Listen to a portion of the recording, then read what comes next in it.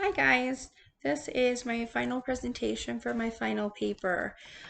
I'm going to start out by just saying that for me, the text that really stood out to me and impacted me, my perspective, and just the future educator that I want to be is Chapter 3 of Occupied America. Uh, I never really thought of, noticed, or knew about America's kind of just like imperialism in the way we took over lands as our own. Um,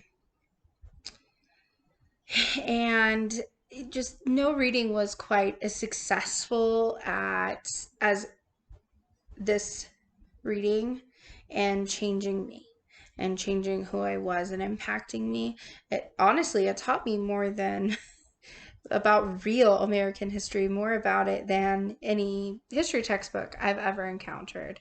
Um, already this class had taught me so much, and then you get to this reading and you just kind of get this realization that you don't really know.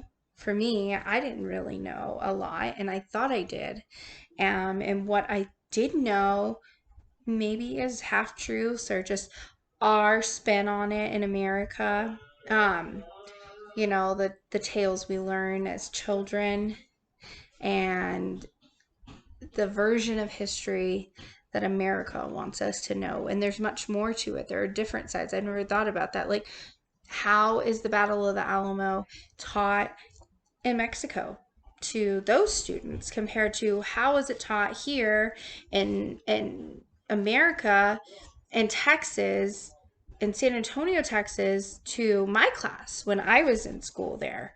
It's a much different perspective on it. Uh, American imperialism destroyed so many indigenous cultures when it did that. When it invaded Mexico, it just took over, and we've destroyed people. We've destroyed cultures. We've erased identity. And that's why in this class we learned a lot about Chicanos and their identity crisis, because we took it over and we erased it. Um, for me as a future educator, I now have a new way of seeing history, and I'm so thankful for that. I've lost trust in textbooks because of that. I plan on really researching my lessons and the text I use, and not just going, oh, well, it's in a textbook or it's in a book, so believe it. I want to teach, even if I have to teach from that textbook, going and pulling a different perspective to compare it to for my students and showing that our history is full of different perspectives, not just one. Um, I'm a much better person because of this, because now I feel like I have more of a better understanding for other cultures and respect for them. I'm more open-minded to different perspectives. Um, I definitely have made a goal already, but because of this class, much more to really respect at all times other cultures and make sure there's no bias towards any cultures in any texts or readings that I use in the classroom.